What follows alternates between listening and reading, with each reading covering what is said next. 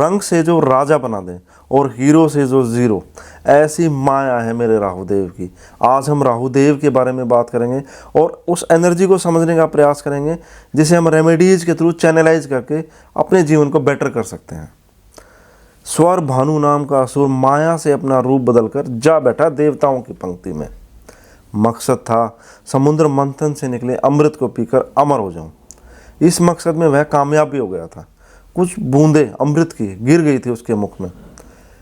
तभी भगवान विष्णु ने उन्हें देख लिया और अपने सुदर्शन चक्र से उसका सिर धड़ से अलग कर दिया। जो सिर था वह कहलाया राहु और जो धड़ था वह कहलाया केतु। एस्ट्रोलॉजिकली अगर बताऊं तो पृथ्वी सूर्य का चक्कर काटती है एक परिधि में, ऐसे ही चंद्रमा पृथ्वी का चक्कर काटता है एक परिधि में। दोनों परिधियों का इंटरसेक्शन पॉइंट राहु और केतु कहलाता है।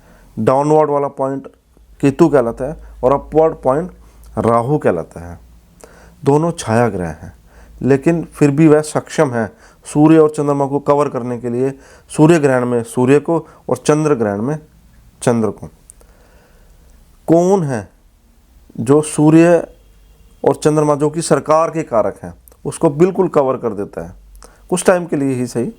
वह अंडरवर्ल्ड है, टेररिस्ट हैं, जो सरकार को सबसे ज़्यादा परेशान करते हैं। वह राहु के अंडर ही आते हैं। अगर मैं बात करूँ षड्यंत्र, राहु के अंडर आता है। कॉन्स्पिरेसी राहु के अंदर आता है। धोखा देना, जो कि हमने देखा था स्वर भानु ने किया था, वह राहु के अंडर आता है। रूप बदलना राहु के अंडर आता है। जितनी भी स्पाई एक्टिविटीज़ हैं, डिटेक्टिव एजेंसीज हैं, अंडर कवर ऑपरेशन है, राहु के अंडर ही आते हैं, जो हमने स्वर भानु से जाना अभी। अब अगर मैं एनर्जी की फॉर्म में आपको बताऊं तो प्रकाश जब प्रिज्म से गुजरता है तो 7 कलर्स में डिस्पर्स हो जाता है, जो कि 7 ग्रहों को बताते हैं। 2 ग्रह बजाते हैं, राहु और केतु। वॉयलेट कलर जो है, वॉयलेट के साथ में आता है अल्ट्रा वॉयलेट रेज, जो कि हमें दिखाई नहीं देती, लेकिन प्रेजेंस स्ट्रोंगली फील करी जा सकती है पूरे अर्थ पे। तो वह राहु का ही कारक है। वॉयलेट कलर जहाँ सैटर्न को रिप्रेजेंट करता है और अल्ट्रा वॉयलेट राहु को, तो दोनों में काफ़ी सिमिलैरिटीज़ हैं। ड्रेडेडनेस, आउटकास्ट, काफ़ी एक्सट्रीम रिजल्ट्स, लेकिन एक सिमिलैरिटी नहीं है जो बिल्कुल अलग अलग है दोनों में। सैटर्न जहाँ पर धीरे धीरे रिजल्ट देता है, राहु वहीं पर अचानक से सडननेस का कारक है, प्रतीक है। राहु देव को माया पुत्र भी बोला गया है। माया से पैदा होता है द्वैतवाद। जब द्वैतवाद आ गया, मैं और आप आ गए, तो दोनों में कंपटीशन भी आएगा और उस कंपटीशन से षड्रिपु, 6 दुश्मन हमें घेर लेंगे शास्त्रों मत। काम, क्रोध, लोभ, मोह, मद और मत्सर है। और जब वो आ जाएंगे तो हम संसार में फंसते चले जाते हैं एक मकड़ जाल की तरह। जितना भी हमें मिल जाए हमें संतोष नहीं होगा, क्योंकि मिलने जो मिला हमें वो पेट में जाएगा। पेट की एक पेरिफेरी है, एक सीमा है, लेकिन राहु की कोई सीमा है ही नहीं। क्यों नहीं है? उसका मुख है। मुख होने के नाते जो भी अंदर जाएगा वह अनलिमिटेड एक्सपेंड हो जाएगा। तो जितना मिल जाए शांति नहीं मिलती। यहाँ पर एक चीज़ बता दूँ आपको कि एक्सट्रीम सक्सेस और एक्सट्रीम फेलियर राहु के यहीं से हमें पता लगता है। सन जहाँ हमारी आत्मा का कारक है, राहु हमारे आर्टिफिशियल सोल का कारक है। कैसे? सौर भानु ने रूप बदला था, तो वैसे ही हम भी जन दर जन रूप बदलते आ रहे हैं, लेकिन आत्मा एक ही है, सन एक ही है। लेकिन हमारे मुख पर जो मखोटे आते जा रहे हैं वह राहु का कारक है।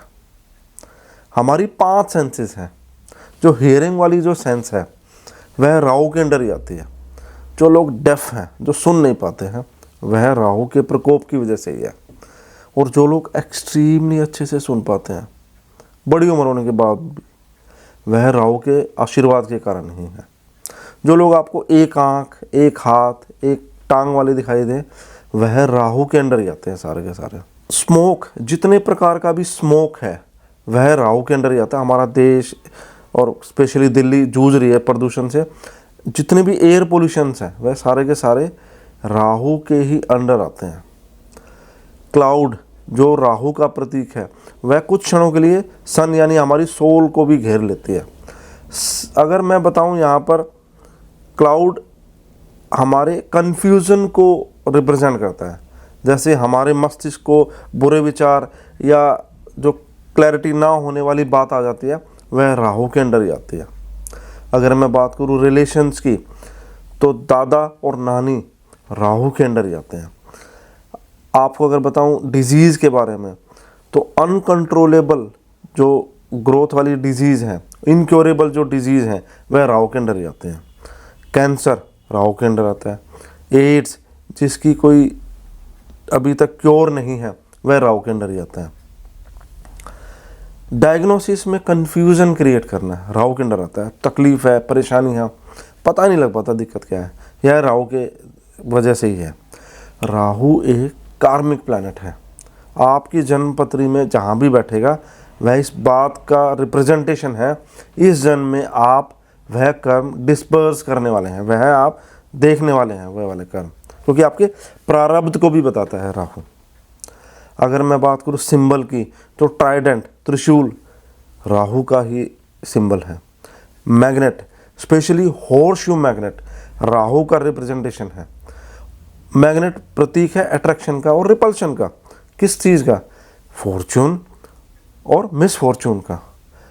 जितने भी आंट्स, इंसेक्ट, स्पाइडर्स हैं, वह सारे राहु के अंडर ही आते हैं। सोड राहु का ही प्रतीक है, क्योंकि सोड प्रतीक है मर्सीलेस किलिंग का, राहु के अंडर ही आती है। कलर्स की बात की जाए तो ब्लू, ब्लैक और सी ग्रीन राहु के अंडर ही आते हैं। राहु देव करेज का भी प्रतीक है। करेज का तो हमने सुना था मार्स प्रतीक है, लेकिन मार्स वॉरफेयर में अपनी जान निछावर करने का प्रतीक है। राहु जहाँ कॉन्स्पिरेसी और षड्यंत्र रचने का प्रतीक है। आप शांत बैठे हैं किसी पब्लिक प्लेस में, तभी एक विस्फोट होता है, वह राहु का प्रतीक है।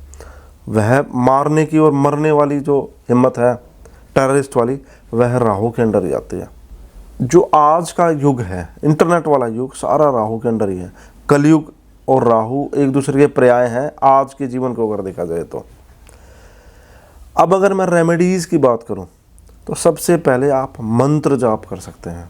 राहु के वह मंत्र जो भी आपका धर्म, संप्रदाय, सेक्ट अलाउ करता हो। ओम भ्राम भ्रीम भ्रूम सह राहवे नमः या ओम राहवे नमः आप जाप कर सकते हैं। चींटियों को आप फीड करा सकते हैं। चींटियाँ मैंने आपको बताया था राहु का ही प्रतीक है। उसके अलावा साउथ वेस्ट डायरेक्शन राहु द्वारा ही ओन्ड है घर के अंदर, वहाँ पर आप मैग्नेट भी लगा सकते हैं, हॉर्सशू मैग्नेट। उससे पहले जांचना पड़ेगा आपके घर के वास्तु को और आपकी जन्म पत्र को भी। आप सोर्ड लगा सकते हैं, तलवार लगा सकते हैं, वास्तु के अनुसार साउथ वेस्ट में या ईस्ट में भी लगाया जाता है, उसको वो देखना पड़ेगा किस कंडीशंस में।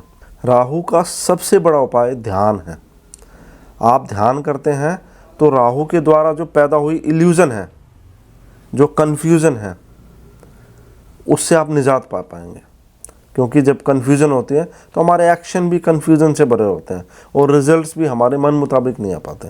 जब आप ध्यान करते हैं तो आप डिस्क्रिमिनेशन कर पाते हैं सही और गलत, अच्छे और बुरे में, जो कि रिस्पेक्टिव है हालांकि, लेकिन आप कर पाएंगे अच्छे से। और आपके जो रिजल्ट्स हैं वो भी आपके मन मुताबिक और नेचर के अकॉर्डिंग सही होंगे दोस्तों।